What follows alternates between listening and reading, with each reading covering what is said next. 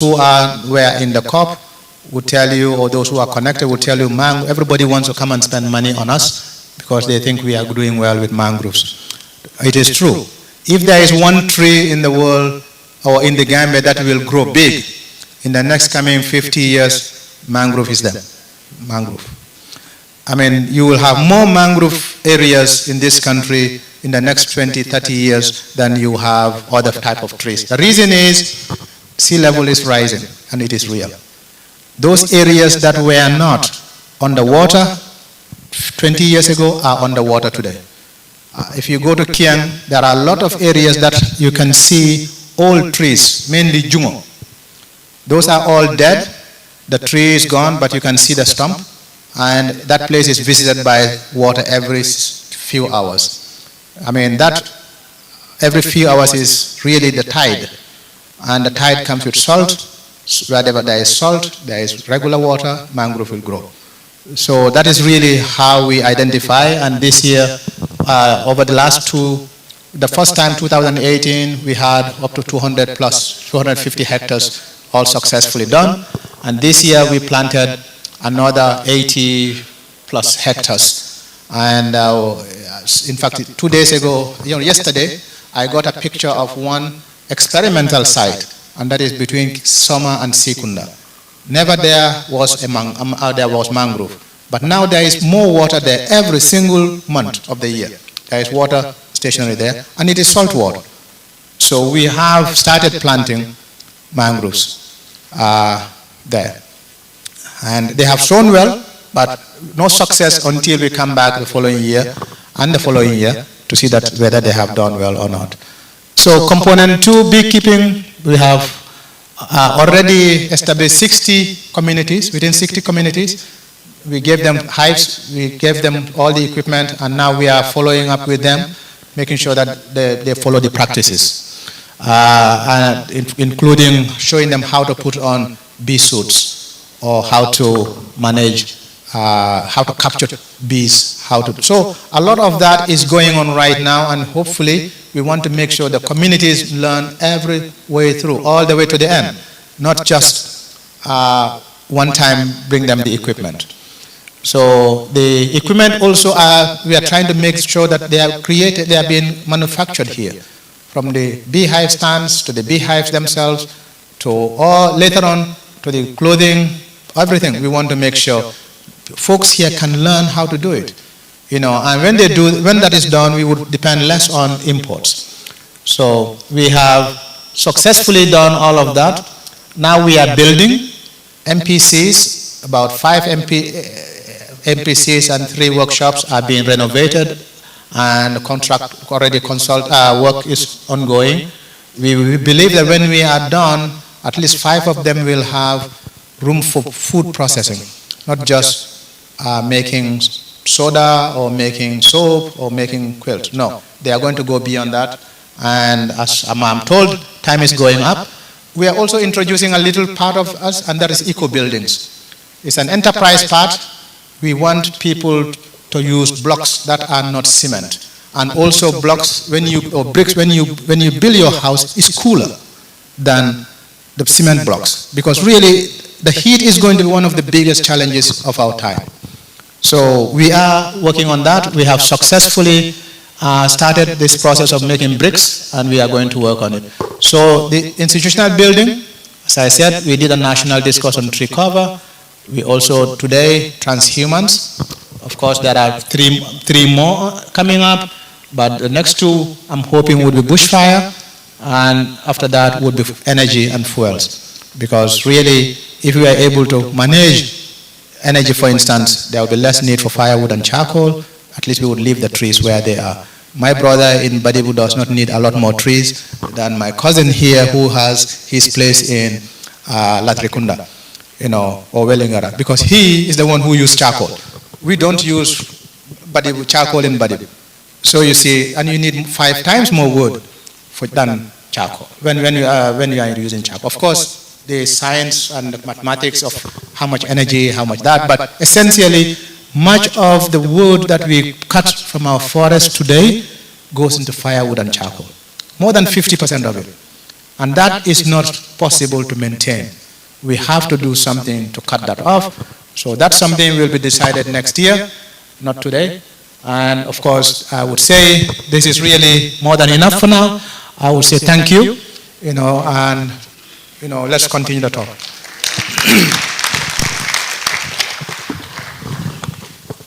Thank you very much, Doctor. I want everybody who is working in the EBA, whether you are a regional coordinator or somebody working at the PMU, and also our technical partners from ECRAF, I want all of you to stand up, let everybody see you, those who are here. Please. Regional coordinators, everybody in EBA, whether you are in Sarasotoma also. Okay, thank you very much for this presentation. That is the success of EBA, which is going to continue, and we are very grateful that you are doing a very good job. Dr. Jaite presented results of studies, and those studies were conducted, of course, funded by the EBA, but one of the studies, which was very scientific, was conducted by ECRAF, and the team leader or the lead author, can I have Lalisa Duguma? Please show them that you are the lead author. And there are others who joined him. One of the scientific research also that was presented by Doctor was done by a consultant firm called Prime Africa, and they are in South Africa. Unfortunately, COVID is very wicked to them. They have not been able to come frequently, but they were here about a week or two before this time. So they continue to do good work. Thank you very much to everybody. Shall I call Alpha? You will be staying there.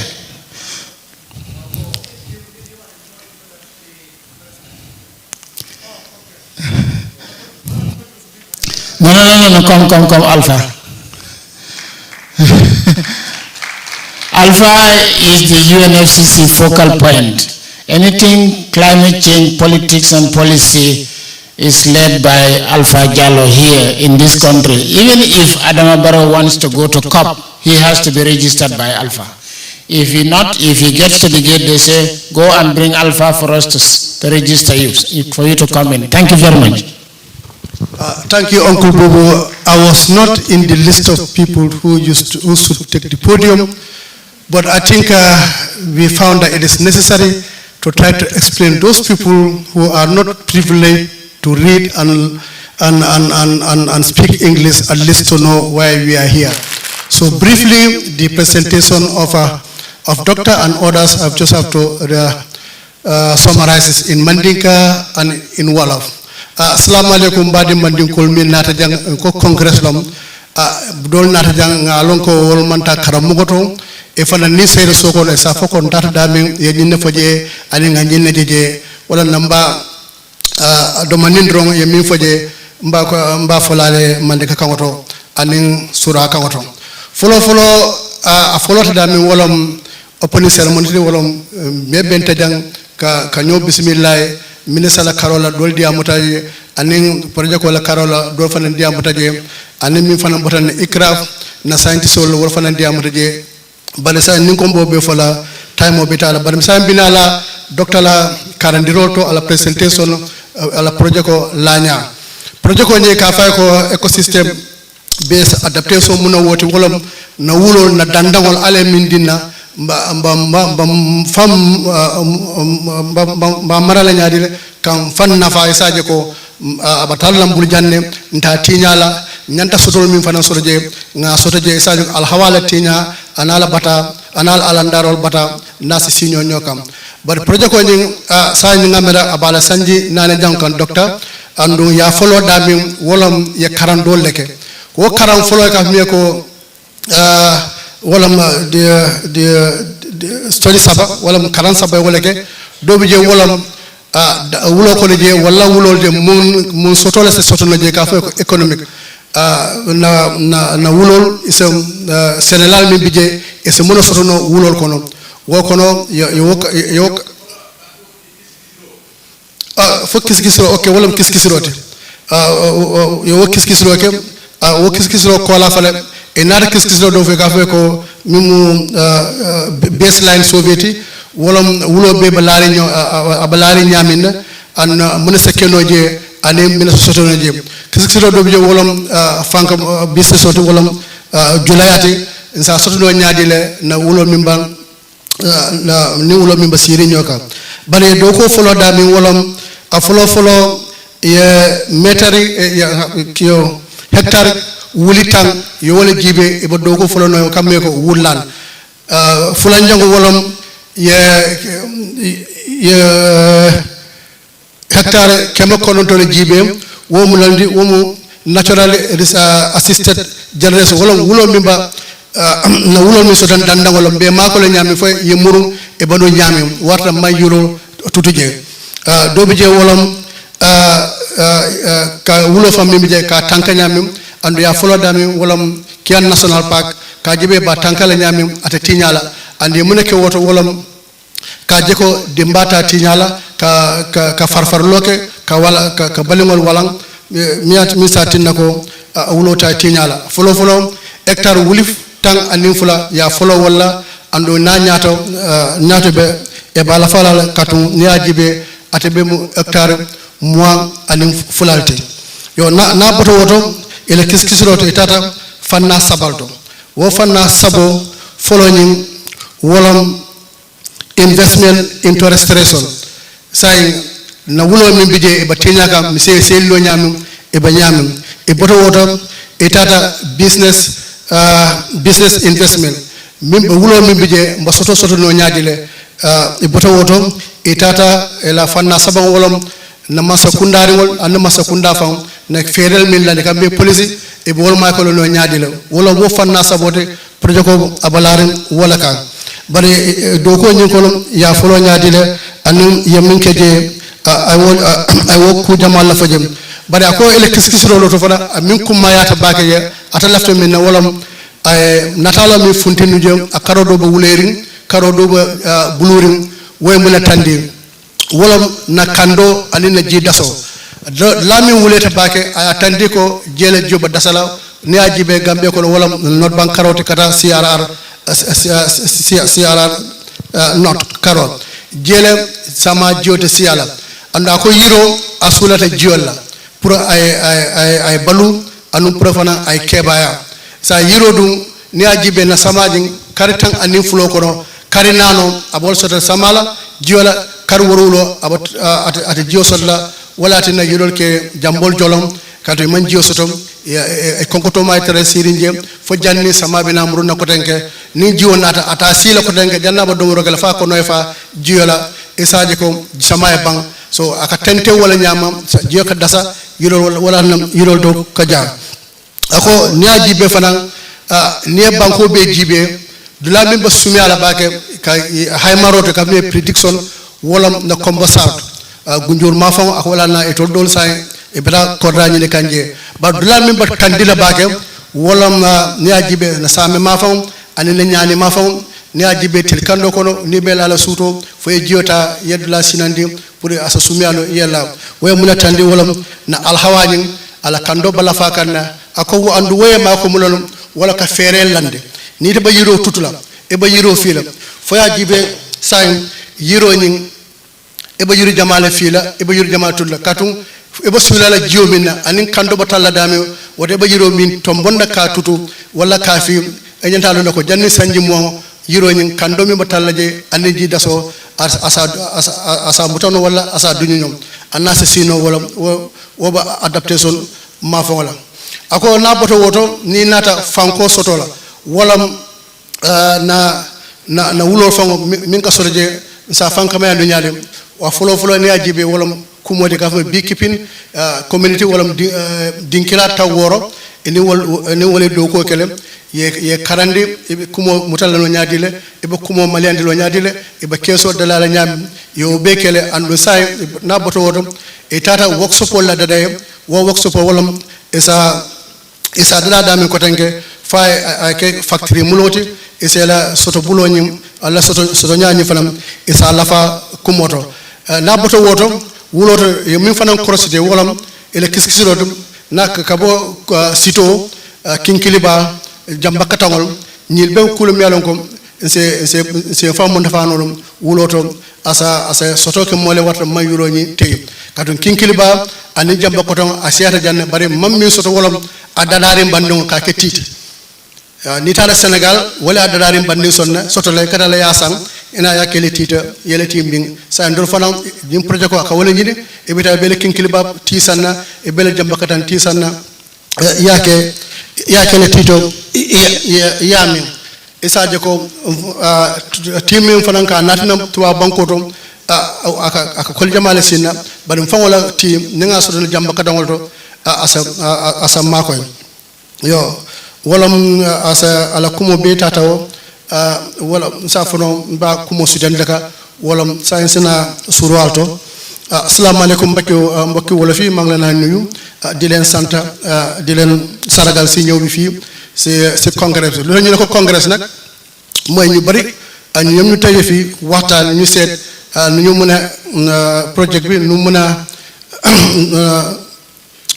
mëna dimbali nit ñi be ñu mëna tok ak lu ñu wax ne wéccio ko jaw bi moy adaptation projet rek mom fu mu jublu moy suñu àll bi si boppam ñuy seet ne mën nañoo dëkk ak moom te mu njëriñ ñu mun si am suñu am fekk yàquñ àll bi loolu mooy projet bi noonu la tudda wante tey nag moom congrès bi mooy on transhuman mooy léegi suma mbokki pël yi ak mbokki yeneen ñi nga xam ne dañoo jël seen gàttay ak seen nag yi jógee gox dem beneen gox wala jógee réew dem beneen réew loolu ban coono lañ siy jëlee loolu mooy indi tey congrès bi wante nag balaa loolu docteur moom dafa njëkkaa wone projet bi naka la dalee naka la commencé ak fu mu toll ak lan la def ak lan la war a def ak lu tax mu ne fi si njëlbéen waxtaanam mi nag dafa wone fu gaay yi commencé nu ñu commencé mooy dañ defoon ay gëstu yooyu nag ñett lañ benn bi mooy lan moo fi nekk mooy baseline studies lan moo fi nekk si àll ak lu ko yaaxa ak lu war mu yaaxu ak naka lañ ko mën a defee ba ñu delloo ko fu mu newoon beneen gëstu bi mooy koom-koom bi ban yan koom-koom lañ fi am nga xam ne loolu si àll bi lañ ko mën a jëlee te ñu mun ñoo njëriñ te duñ ko yaaxa beneen gi mooy naka la ñoo jàppalee liggéey nguur yi ak banxaasi nguur yi si kaw seen liggéey bu ñëw ne police and support ñett yooyu daal mooy banxaasi projet bi si ñetti banxaas yooyu la mu liggéey soo ñëwee si njëlbeen bi nag mooy si koom-koom bi si biir koom-koom bi gëstu nañ ñaata ay garab ñoo fi nekk nga xam ne loolu mën nañ koo jël jëfoo ko si àll bi benn si loolu mooy buy bi soo jëlee buy bi mën nañ si am lu ñoo wax ne juice buy mën nañ si am naan mburu ak yeneen so beneen bi mooy kinkiliba ak foog naa jàmbkatam mooy rat waaw ak rat loolu yëpp mën nañ koo am si àll bi ak tam lu ñoo woon wonjo lii yëpp mën nañ koo jëfoo moo ñu am si am fekke yàquñ àll bi mu ne soo ñëwee rek si wàllu naka lañ ko waxee sax non ñaaki di waaw soo ñëwee si yomba yi yooyu tamit am na yu njàngal nit ñi wante balaa loolu nag lu gëstu bu njëkkaa def mooy seet fii tàngoor bi nu mu néewee fii ak wécceeku jaww bi mooy léegi luñ nekkee ak si kanam lan lañ séntu léegi mooy lu map bu mu wone woon lu ñu wax ne nataal boobu soo seetee nataal boobu nag am na fu gën xonq mooy wàlli CRR not mooy suufi makaate bi si wàlli Saalum bi ñooñu nag lu tax mu xonq mooy foofu moo gën a tàng ak foofu moo gën a ñàkk ndox parce que mun a garab bi soo seetee dafa soxla ndox te ba pare soxlaw tàngoor bu ëpp pour mu màgg léegi nag ñaar yooyu ñoom yëpp dañ boole manqué ndox ak tàngoor bu ëpp te garab bi soo seetee fukki weer ak ñaar yi lu mooy am si ndox mooy ñeneenti weer su rombee loolu juróom-ñaari weer yëpp du am ndox moo tax garab yu bari su noor jotee dañoo rotal seen xob bi ngir dencal ndox bu ñu am si seen yaram bi fekkee duñ ko ñàkk mu ne léegi nag garab boobu su newee loolu juróom-ñaari weer amul ndox bu doy mu amal yeneenti weer ndox bu mu am du doy mu ndox nawet bi jeexaat mu demee noonu at bu nekk lu ma am du ndox du doy su yàggee nga gis garab yu mag yooyu moo tax ñuy dee leneen tamit su gaa yi luñ jublu mooy si garab yi mooy mangrove mooy mangi itam ñu ngi si jublu pour tuuti mangi parce que dañ jàppane mangi moom amul noor amul nawet moom mu ngi weexta rek te soo demee léegi si wàllu jaww ji ñuy liggéey si wàllu jaww bi yëpp dañ jublu léegi si wàllu mangi Gambie si boppam ñu ngi leen a dimbale si wàllu tutu mango ak ay bagages yu bari nga nekk ñu ngi si réew tubaab yi ñu ngi ñoo jàppale si béy mango si tutu mangi waaw su rombee loolu mu ne gars yi am na bari lu ñu def si wàllu diggante jigéen ak jigéen yi ak góor ñi ñan ñoo njëriñoo si projet bi mu ne projet bi 50-50 la su nekkee ne njëriñ na juróom fukki jigéen si dëkka war naa njëriñ juróom fukki góor si dëkka ba léegi nag jigéen ñi luñ soxla amaguñ ko am na lu manqué bon ñu ngi si liggéey pour gis ne daal egg nañ si juróom fukki jigéen ak juróom fukki góor si fu kay mënta nekk rek si njëriñ nga xam ne dañ koo am léegi mu ne soo ñëwee rek si àll bi fu ñu jublu si liggéey àll bi mooy woodland mooy nga xam ne àlli kese la mu ngi fa am garab yooyu dañoo liggéeyandoor ak lu ñuy wax ne community forest ñu nga xam ne dañ leen jox seen àll bi pour ñu yore ko ñu jógee foofu nag ñu demee si benn bor bi mooy lu fa nekk naka lañ ko mën a aaree fekk safara du ko yaaxa foofu buñ tànn mooy Keane National Park ñu pour aar ko nga gis ne safara du ko yaaxa parce que foofu léegi lu si am mooy fukki junne ak ñaar hectare nga xam ne loolu léegi su safara ñëwee du ko yaaxa gannaaw loolu tam am na beneen juróom-ñeneenti téeméeri hectare bu nga xam ne boobu ñoom ak communauté forest yi ñoo ko liggéey aar nañ leen àlla du leen yaaxa léegi ñu ngi jublu daal amal beneen fukki junne hectare boobu tamit gars yi jublu nañ ko aar nañ ko nga xam ne daal safara du ko gaaw a yaaxa te nit ñi bàyyi na leen pour mu nekk foofu mu nekk njëriñ ñun ñu fi nekk léegi ak ñeneen ñuy ñëw oncle bu mu ne ma waxtu jot na.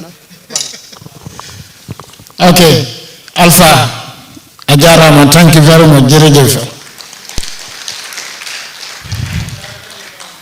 ay janga kam on jarama jarama suwa tawon joni ɓe mbi waktu ala eyyi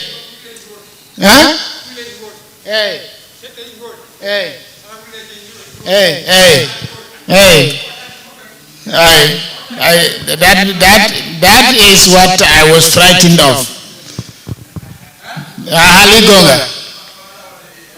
Ali Gonga, okay, I think.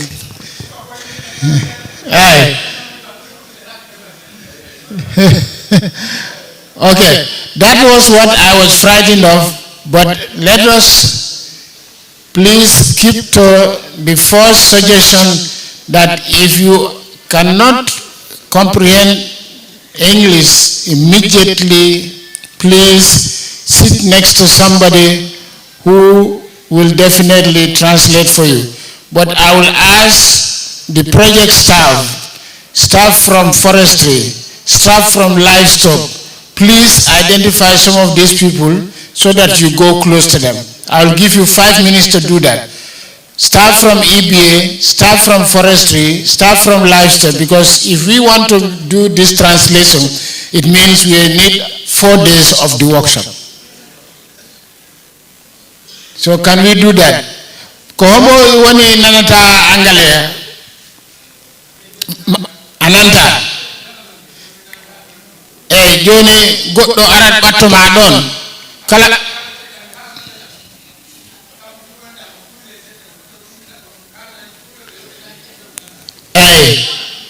So this is the issue. If we want to translate, we cannot translate in all the Gambian languages. No. Okay.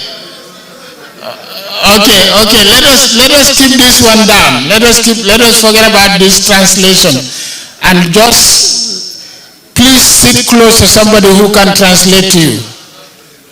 Yeah, Musa. Yeah, please check those who cannot speak. Those who cannot speak English, especially this such technical language, sit next to them, because we are going to lose time if we want to do this translation. Okay? Dr. Lalisa, please come and make the presentation on the transhumans. And that is Daniel still with us? I don't think so. It is 3 hours ahead of our time. He is 3 hours ahead of time. Maybe he has gone for lunch. Lalisa, please make your presentation.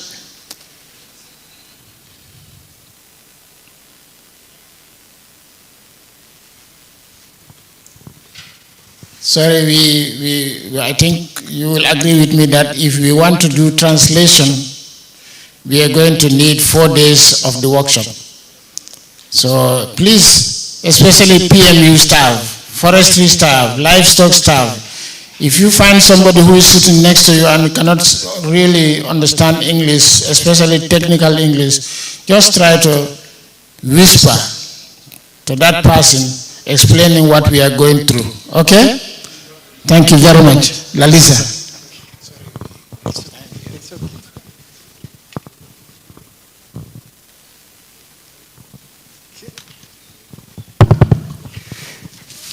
Okay, I'm back to the podium again. I'll speak very slowly so that most people can understand.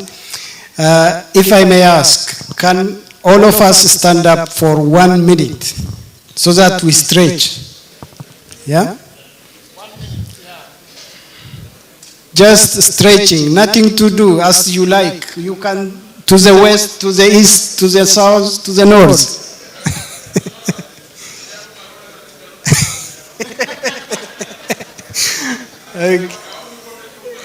Okay. Okay, thank you everybody. Okay, Musa has a complaint, but we will manage it. That's very good. So I really want your attention during this presentation, because this is like what we have been working on for a long time. We tried to come up with something that we really think is quite convincing why we all need to focus on these transhumance issues and free roaming livestock agenda. The second point I want to make is myself, Kennedy, who is really one of the great young men who is supporting us, Dr. Alaji Ba, who has been running this research, and the EBA team as a whole has been working on this thing to make sure that you're coming here from long way around URR to Banjul is not for vain. You get something out of this thing. Said that, I am betting that at the end of this presentation, if you are not convinced why farmers are not growing trees, I'm going to pay you something. But if you are convinced, then we will discuss. I'm going to tell you why farmers up to today in the Gambia have not managed growing trees on their plots due to the transhumance issues. What is the cost associated with it for these particular farmers out there?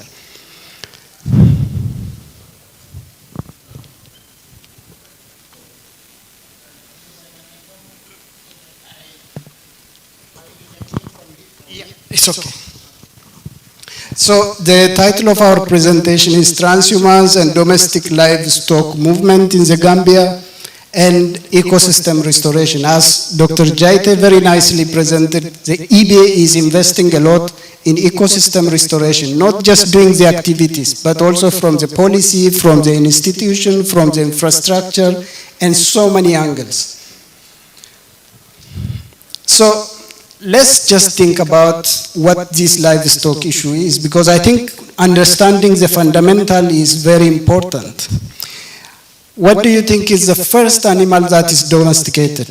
The wild animal that is first domesticated by human beings? Anyone can answer, no problem. That's dog. Dog is the first animal in Eurasia which was domesticated and became part of the human development process. If you look at this slide, you can actually see cows came into the picture around 10,000 years ago. Before that, it is said that cows were not as domesticated as we know them of today. But this is just to give you the historical background. But why do we call it livestock, by the way?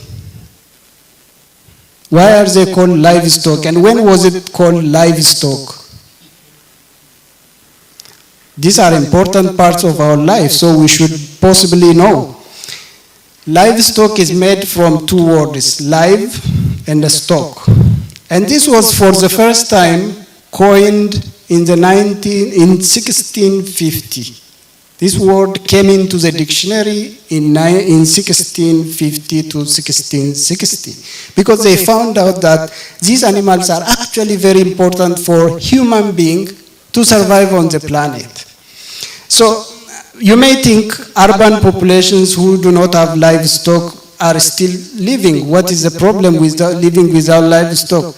But we are not living with livestock in the urban areas. We are buying the service of livestock from farmers who are growing or taking care of livestock. So we are not living without livestock. Even if we are in the most populated urban areas, we still buy the butter, we still buy the meat, we still buy the different products from these animals. So it is a very important issue all along. I want to just give you some view of what this movement of livestock looks like. This is taken in the Gambia. You know these nice animals? This is also in the Gambia. This is in Cameroon, in Ethiopian highlands, where animals are quite mixed. You have sheep, goat, dogs, donkeys, horses, cows, cattle, ox, mixed. This is the Borana rangelands in the Ethiopian dryland areas. These are one of the most, the most popular breeds of animals even globally, because they have huge body mass, huge meat. Uganda, you know probably these longhorn cows. Banjul. We had a big delegation of cows that came to the EBA office yesterday to approve that this Congress is highly important. So I took this picture just yesterday from the roof of EBA office. So you can see they have actually stopped the traffic. They are claiming their right. They want to be part of us. We have to accommodate them. So livestock are always moving. These animals are always on the move, but their move has to be managed. Somebody has to take responsibility. Somebody has to plan how they should move, when they should move, why they should move. And the most fundamental movement criteria is feed, pasture, grass, fodder, all of those things, plus water. So we conducted a study here in the Gambia, in different parts of the country, and tried to look at, okay, what is this transhumance and this free movement of livestock look like? People talk about it quite often, but you don't find substantive material that really informs our policy directions or strategic decisions. So if you look at this one, these photos are just from the Gambia. Anything I show after this one is all from the Gambia, by the way. So the animals are moving as big as a herd of 200 and above sometimes. You see, when it is like sheep, they are too large. The herd size is quite big. Cattle is ranging from one to the other. Oh. I need Dr. Ba to come to the podium very briefly because he is the one who did part of this study and he will explain some of the slides. And we don't have time, but we will do it very briefly. So he will discuss what these numbers mean, what these graphs really mean with some of the slides. Thank you, Lalisa, and thank you, everyone. I will just quickly explain. This is indicating the active periods of transhumance activity. If you look at the red, if you look at the red color here we're looking at cross-border transhumance. You realize that the active periods are mainly around February, March, going towards June. This is the time when what we locally call Walankes would be very active in parts of CRR North and URR. And then the other in blue indicates the active period for the domestic transhumance, which is generally spread. But mostly in case of domestic transhumance, the herders, not only limited to that, but they mainly move from parts of URR to the Nyaminas, which is usually favorable in terms of water and pasture for the livestock. Yeah, so that's what I would like to share with you. So, because you can see there is a variation in terms of the two kinds of transhumant activity, in terms of the periods when they are active. In the case of cross-border transhumance, immediately the rainy season approaches or it sets in, the farmers will usually retreat back to their country of origin to not to create any conflict with the host community. Thank you.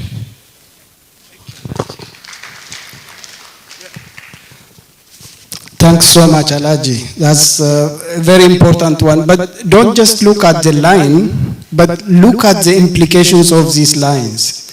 So if we have to manage transhumance, which are the months that are critical?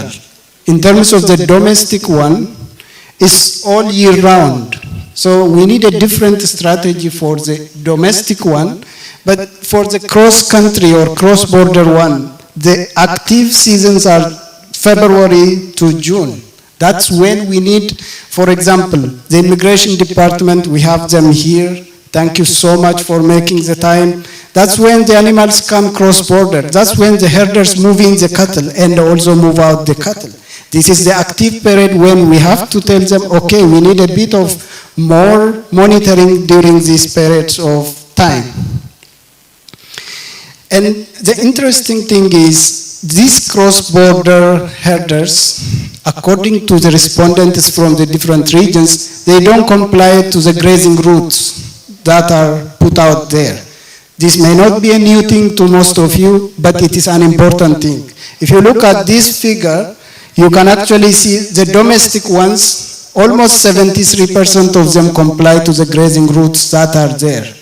But in the cross-country, the same, almost 3/4 of those farmers or herders we asked, they are saying they don't comply to the grazing routes. What does this mean? These animals can come into your farm. These animals can go through your community forest. They can destroy whatever you planted, or they can trample on the different activities taking place.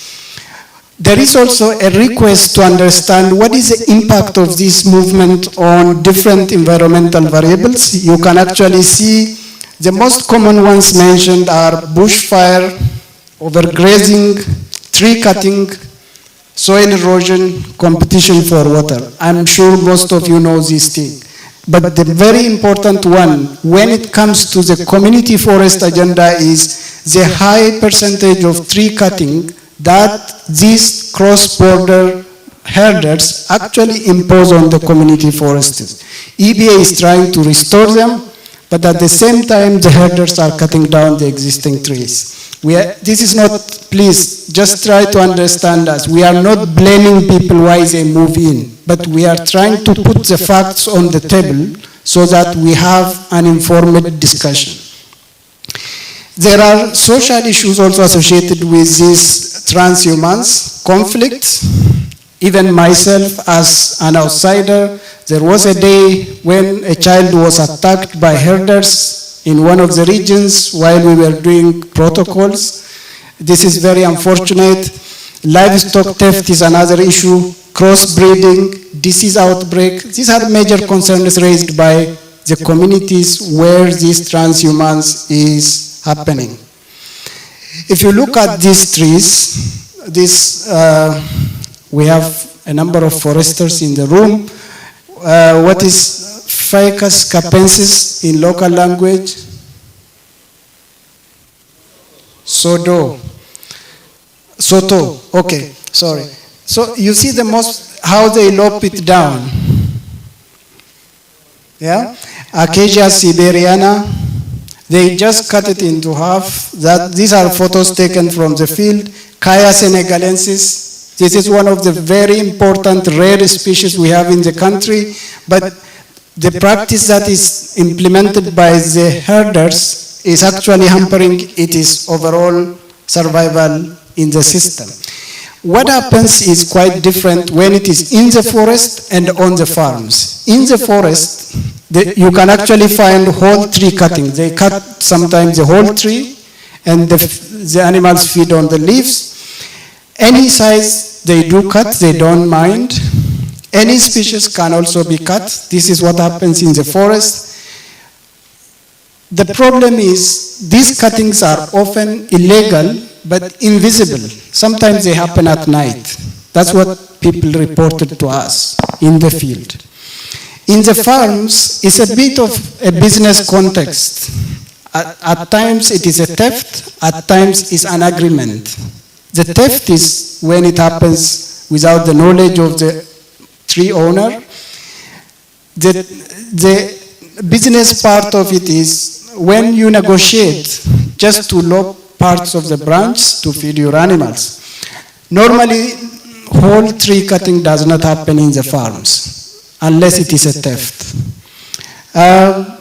There are restrictions also which trees will be cut by the herders, the branches will be cut, but there is some sort of consensus built into this process. Now, the key issue when it comes to the trees is if you cut the branches of trees, just every year you come, the tree has no time to invest in fruit production or in seed production, because the objective of the tree is actually to survive. To survive, they need to invest on leaves, because leaf is how the plant makes the food that makes it survive. So they try to manipulate their own process and reduce the fruit production, but they produce more leaves so that they can survive. This is what any one of us will do. If we have a wound somewhere, our body first thinks not about muscle building, but about fixing that wound. That's what these trees undergo every coming year.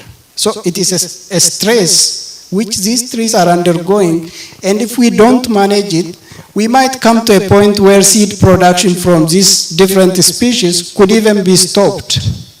Considering what Dr. Jaite presented before, the environment getting drier, moisture becoming less available, temperature already increasing, these trees are already facing multiple stresses, so they may invest in survival rather than reproduction.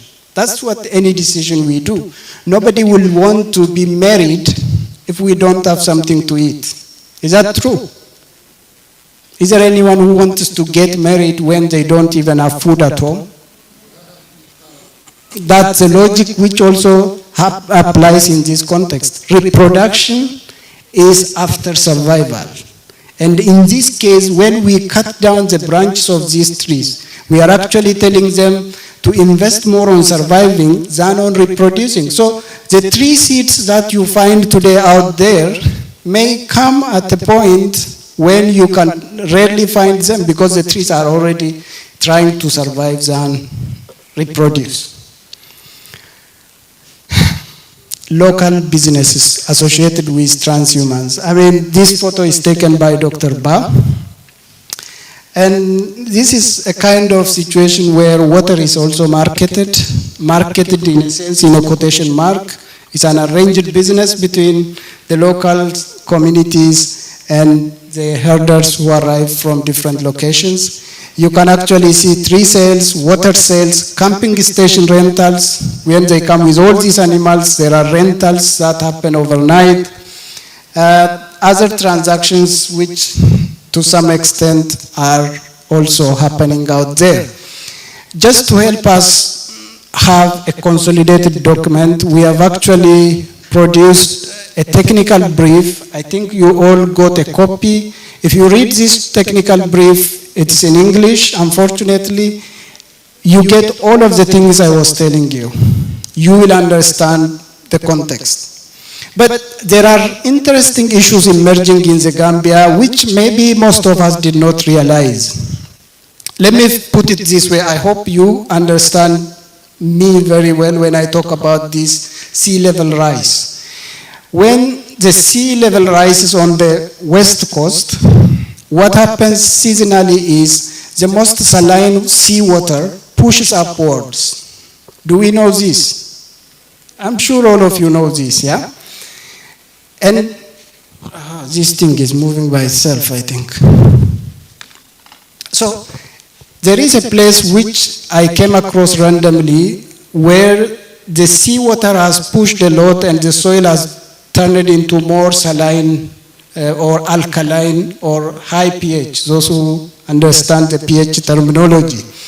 You see the seawater pushes inward. That means the soil chemistry is changing gradually. That is actually shifting the vegetation forms. This site, we can give you the name, you can visit the place and you can see acacias are actually emerging as a plantation in a place which used to have grass for livestock. What is changing this one? It is the sea level rise, because the seasonal movement of alkaline water is actually changing the soil chemistry. As a result of this, you can actually see the acacias. They look like they are planted, but this is not planted. Now, the implication of this is quite the interesting part. In the non-affected areas, you can actually see the cows with the grasses around. This is all still in the Gambia. In the salt-affected areas, you see the types of vegetation we have. And the grass changes here, because the acacias invaded, the grass is becoming thinner, and the species of grass also changes from what the cows prefer to what the sheep and goats prefer.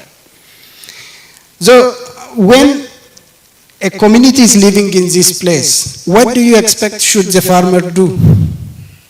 If the vegetation has been transformed into this one, the next thing they have to think, if the farmer has a cow, is to begin domestic transhumance, to move their cattle to another location because they have to feed the cattle.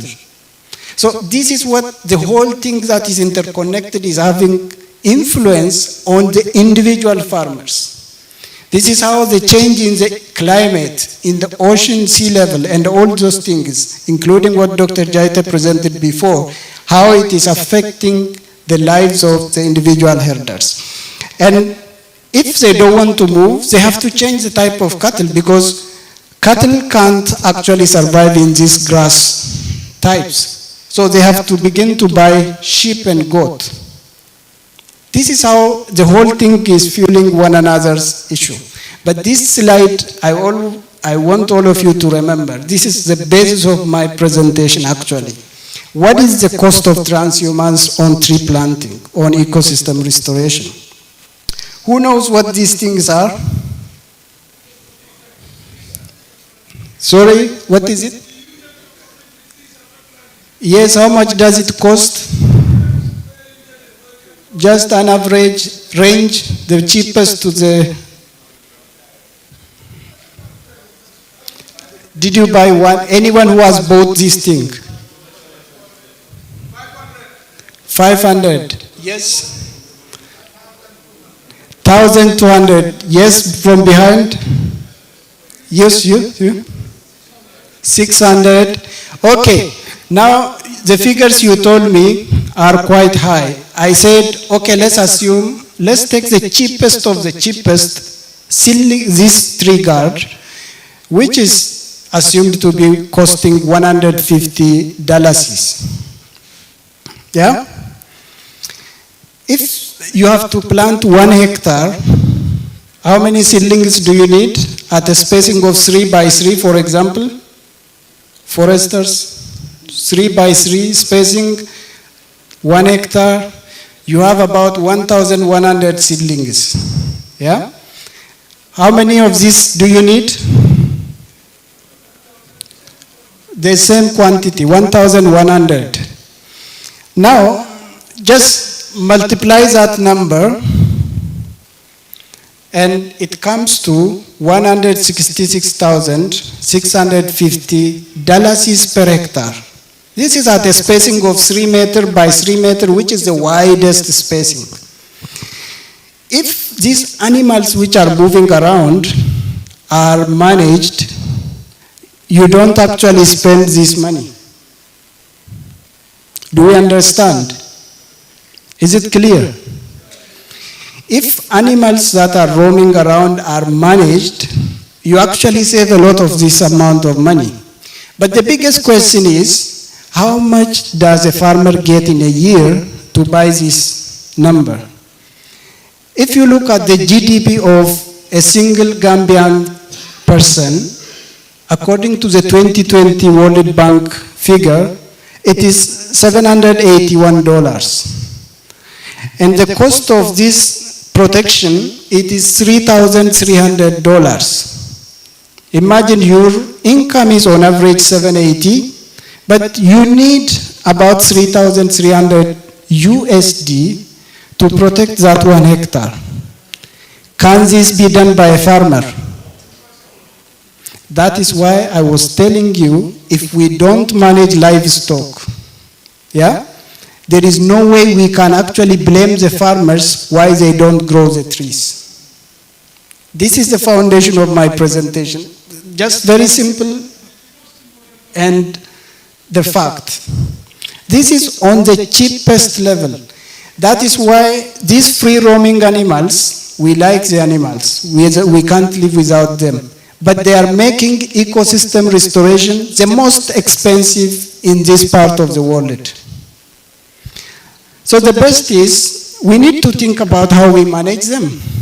Because we know the farmer can't afford this. There is no way a farmer could even afford half of this, because the income level is very low. So we need to manage the animals. There are some undeniable truths about livestock.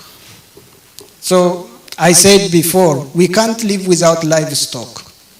If there is anyone who says, I can live without livestock, you can raise your hand, I'll try to convince you, we bet. We may not unilaterally stop transhumance, because you know that ECOWAS has a protocol where animals can freely move from Senegal to the Gambia. Our immigration persons, the police, they can tell us. I mean, literally, Gambia unilaterally as a country can't say we stop this thing. And also it's the same thing if animals have to move to Senegal. Therefore, we need a protocol that helps us manage this thing together. That's why unilaterally it is impossible. So, what has to happen? We should not let these animals destroy what we invested in all this life. It's as simple as that. But the question is, how do we do it? Yeah? We need an integrated livestock management framework which is guided by a roadmap. The current roadmap we have is actually affecting our investments, because EBA is investing millions in ecosystem restoration. If that restoration is destroyed by the animals, we are back to zero. All the time, back to zero. We invest millions, forestry department plants millions of seedlings, back to zero. I'm not meaning the damage is only because of animals, but they play a big part of that damage. So we have some roadmap ideas which I think we will present tomorrow during the meeting before the plenary or the closing plenary, and we discuss and we provide a way points. Sorry, I took a bit long. If transhumance and livestock movement is not managed properly, farmers' prospects of growing is very slim. We have agreed because nobody raised his hand or her hand to object this statement. Because simply, farmers can't afford to pay to grow the.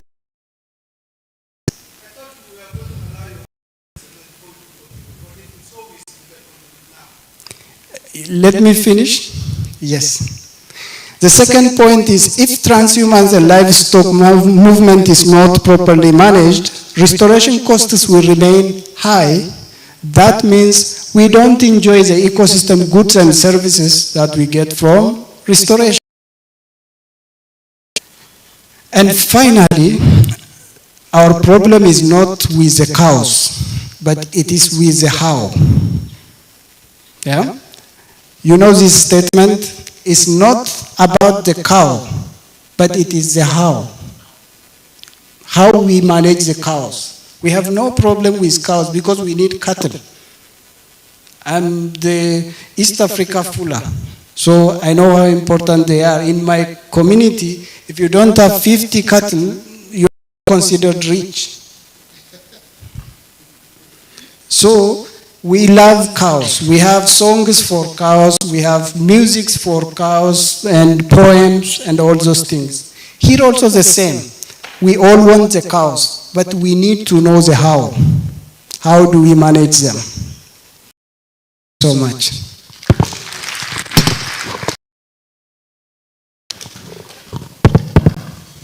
Thank you very much. Kopullo, Ethiopia. Hay sa iyo sa andar Kopullo. You have a question?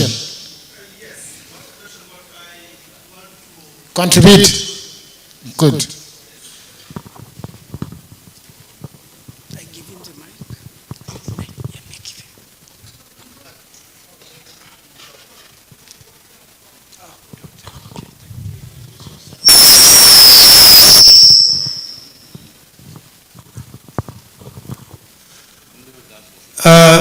Thank you very much, Lalisa, if I got your surname or name correctly.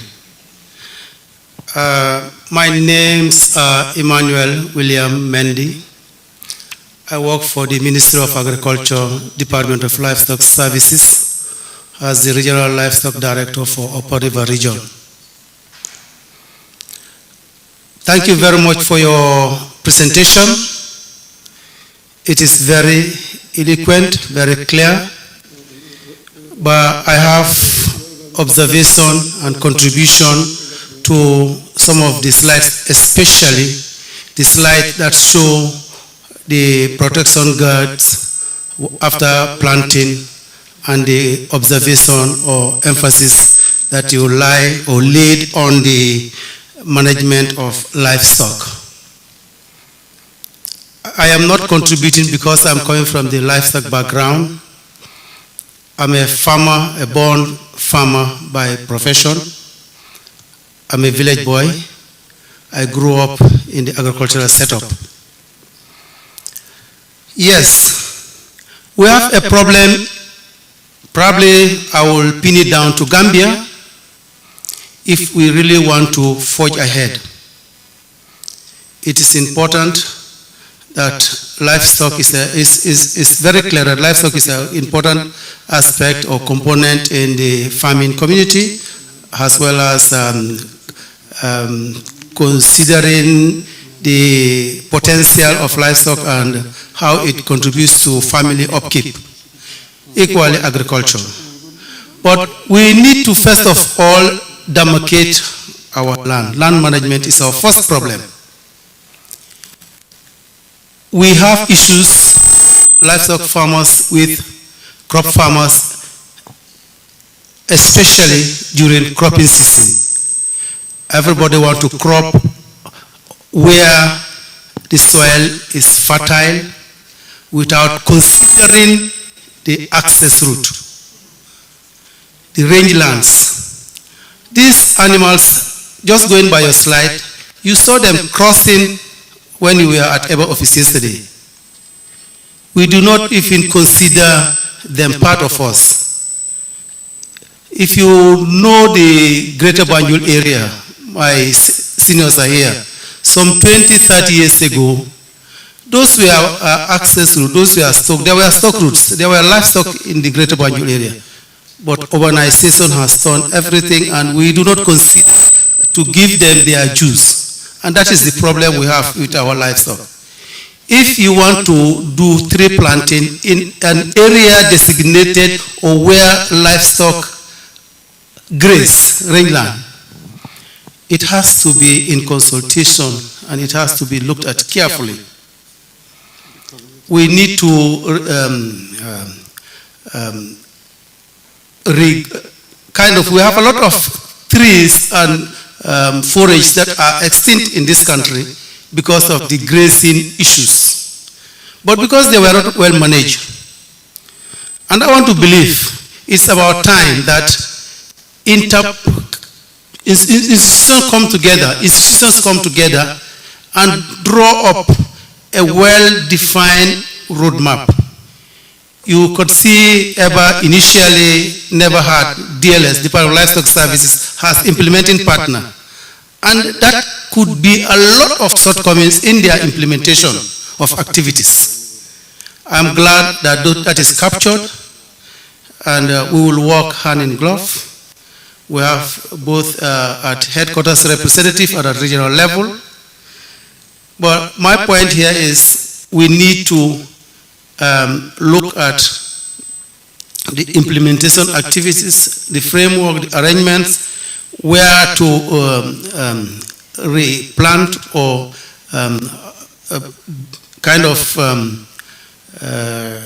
the wood planting or the forest development. And also we should take note, I'm not saying I'm appealing, requesting, but I'm appealing that we factor support of the development of stock routes and rangelands. Time is not on my side, and I guess there are other contributors, but these are some of the few points I want to bring out. And to consider that livestock is not a destructive something to the development of tree planting. And we have a lot of issues with transhumans, especially what we call the Walankes. They come, we know there's free movement of goods and services. They enter this country, they don't take protocols, they don't buy our ideas, they get into the forest, cut down trees to the last whatever, and the next season that tree is gone and is gone for good. Thank you. I think I also want to make comments, and before I hand it over to the colleagues there, I think I want to make my comments. So the issue is here, there's competition of land and resources between the human being and the cattle.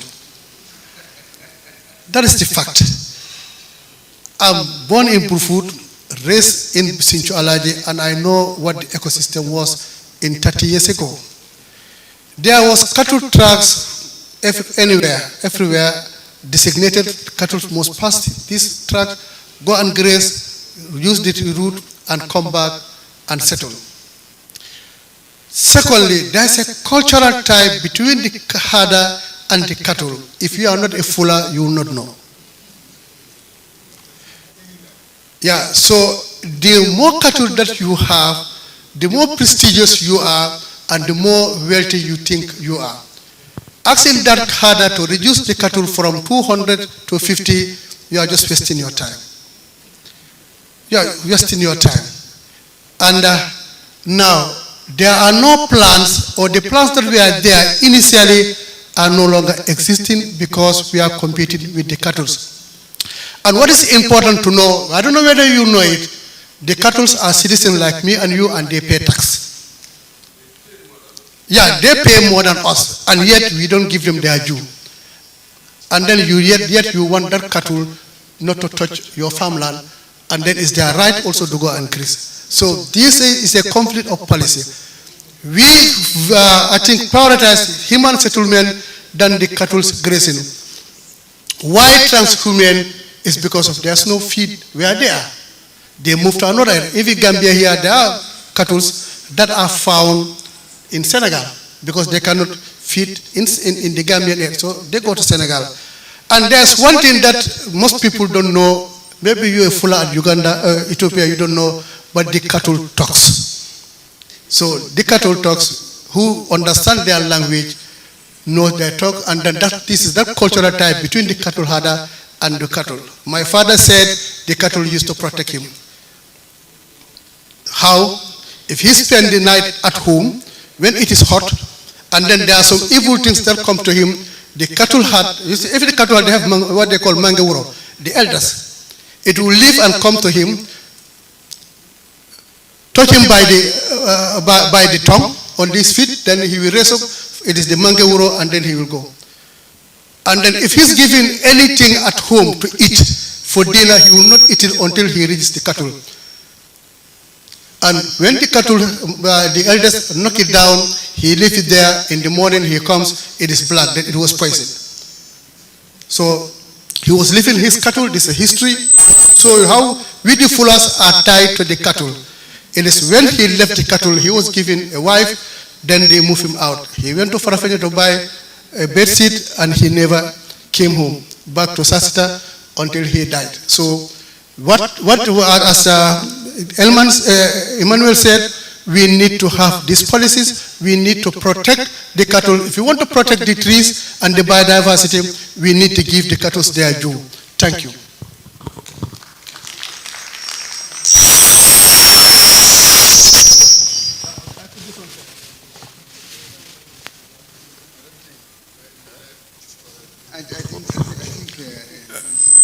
Okay, I am Mauro Jallo,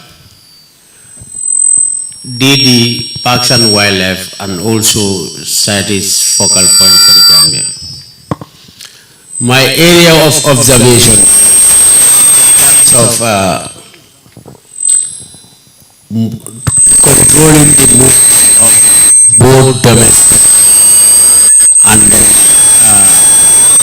both domestic and transboundary. We need to, why are they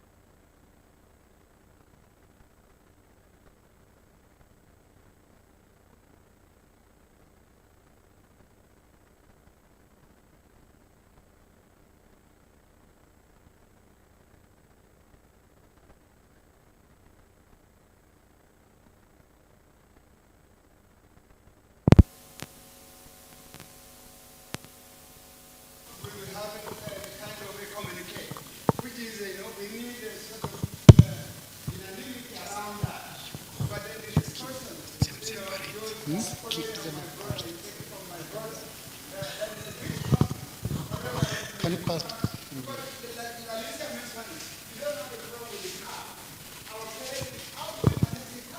And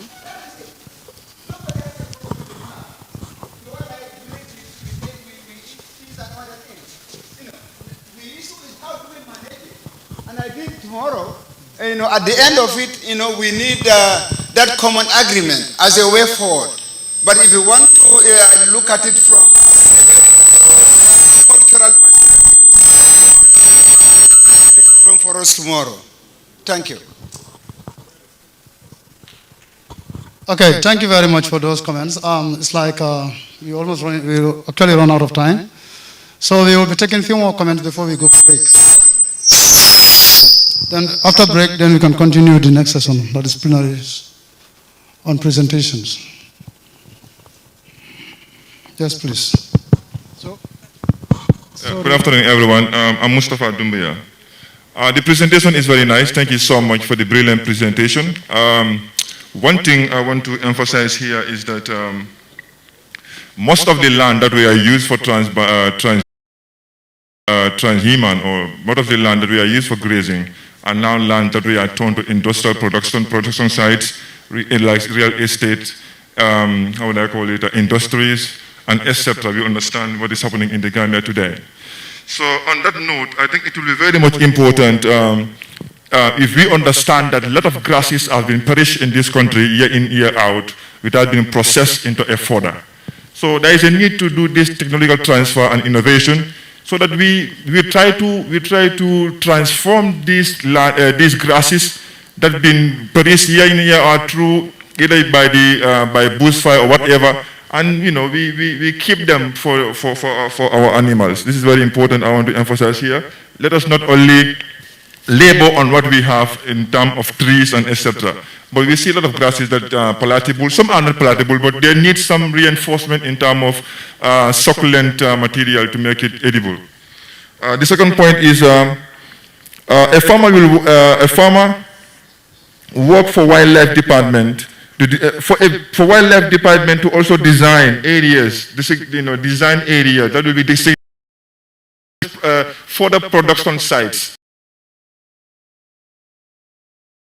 This fodder that could be used to also supplement food for our cattle and etc. This is also important. It is happening in other countries, but we see Gambia is lacking behind in terms of this.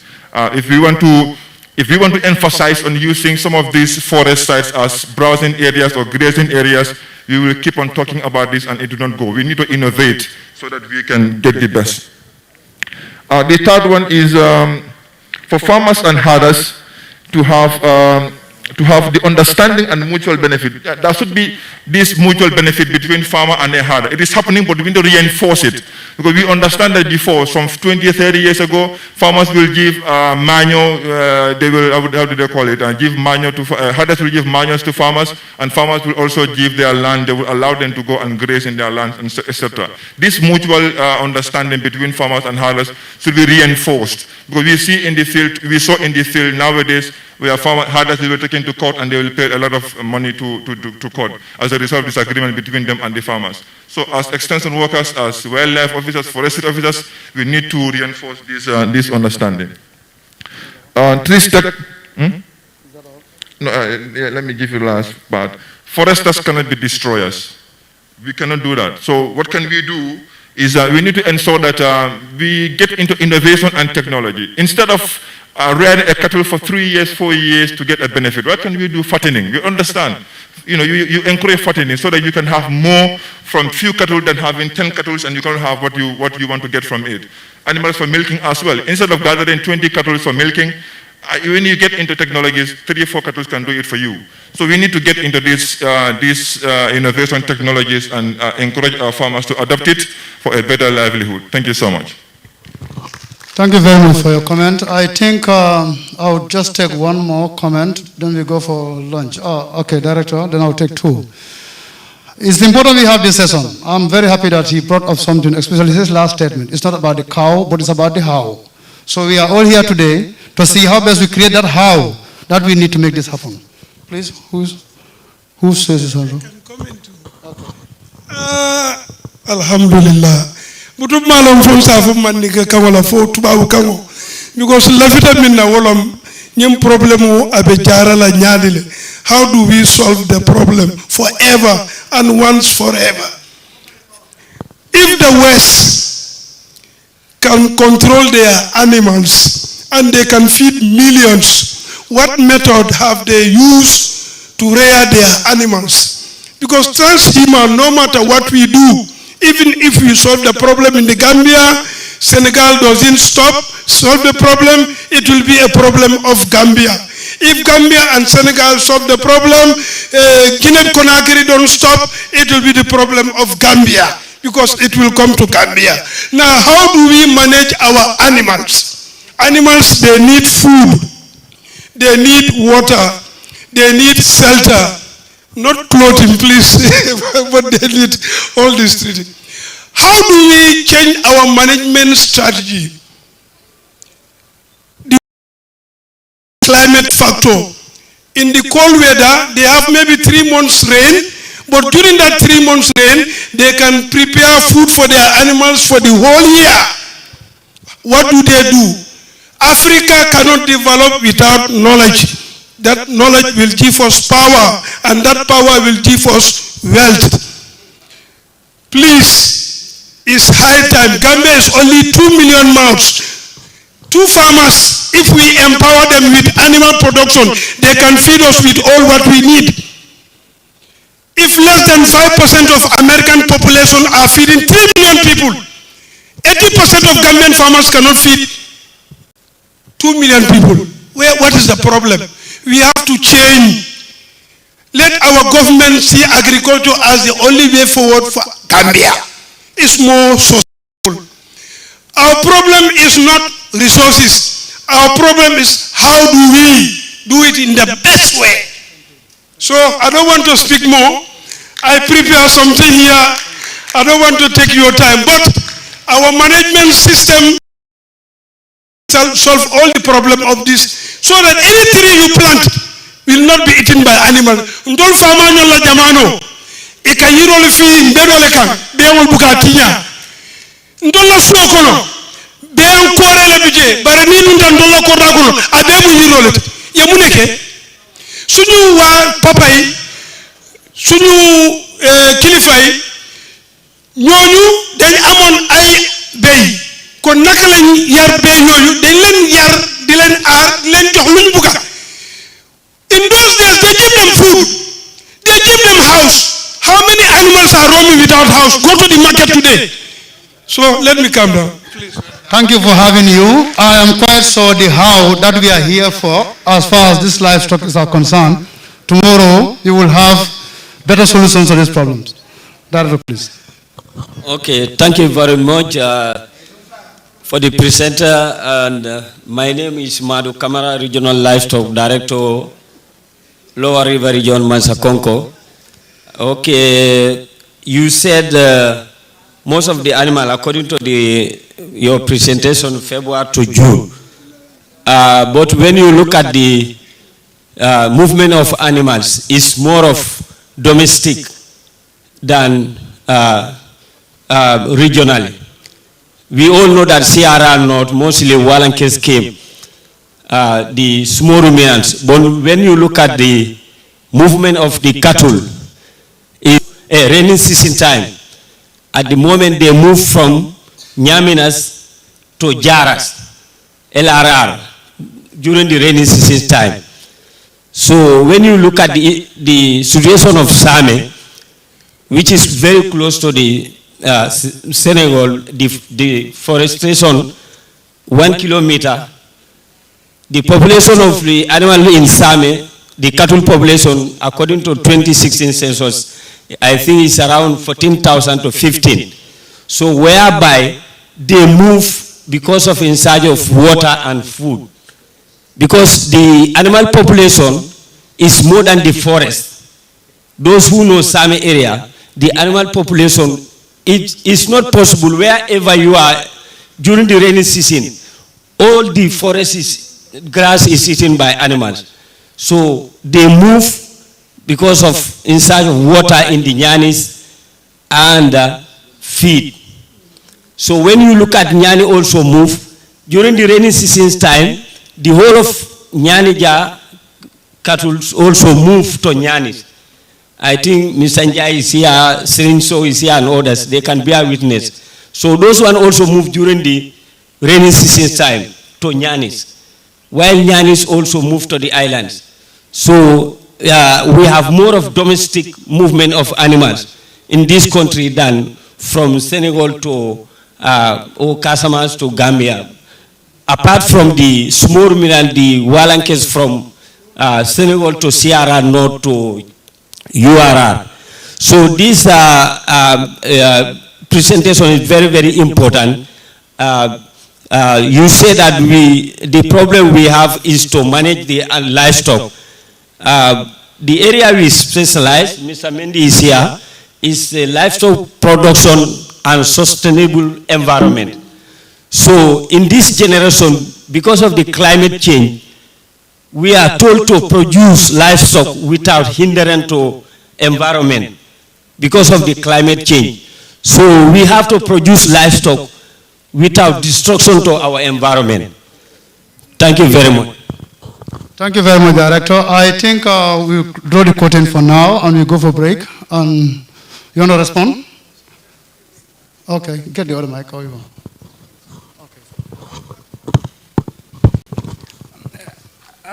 Thank you so much. I think those are really very much enriching what we have presented. And as I said, this is not us telling you what we identified as a new thing, but we are cross-learning from one another. The points he mentioned, the issues he mentioned about land, all of those things are valid. But there is one fundamental issue here. That is competition. Here is the one side of the story. We want to have cattle. We want to have livestock. But at the same time, we are the ones competing against them because we are converting the land they graze on into something else. So in my tradition, there is a saying, because you have two legs, you can't climb 2 trees at a time. You have to balance, yeah? So we want the cattle, but we are also converting where the cattle could graze. So where do we optimize? We need to think. We are competing against the resources, the livestock that we need to have. So this is where it is quite interesting. The fodder trees, which were mentioned before, could actually be one pathway through which EBA could come up with interventions. Fodder trees, forage, that could be grown on the boundaries of farms. What he said before, how did the West manage their livestock, is just in a similar manner. In Kenya, for example, this is not a big scale like when you have 50 cows or 100 cows. When you have few number of cows, you can still do zero grazing. Zero grazing is like you produce what is enough for the cows don't need to move too much, you feed them. But if you have 50 cows, 100 cows or cattle, you can't do those things. So we need a modified intervention roadmap. That is what we have to come up with by the end of this Congress. And that's my expectation. And EBA is here, Dr. Jaite and the whole team is here to support with that complementary intervention design, especially on the fodder and forage species that could be part of the agroforestry system. And I think the Department of Livestock Services could be highly instrumental in this because they know which ones could grow in this country, where it should be planted, where do we need to leave pieces of land for communal grazings. How do we manage those communal grazings? And all of those things, because we are at a point where we are competing too much with the resource we want to also have. We are competing against the cattle. We need to manage that competition. Thank you. Yeah, anyway, just a very quick response before we break for lunch, I understand, or at least to pray. Yeah, I mean, you know, at the end of the day, like Lisa said it, we have to decide where we want to meet. I mean, there is no doubt during our farmer identification for agroforestry plantings, almost every household we recruited in that agroforestry planting have livestock themselves. And almost all of them said they want to plant trees in their farm. And almost all of them, when it is dry season, they let their livestock to go anywhere they want. And often it is right behind the houses or the compounds in those farms. So the farmers themselves are the ones who have the livestock that are eating their crops or their livestock. I know we have transhumans, but there are a lot of areas where transhumans don't get to, and yet you still have livestock grazing.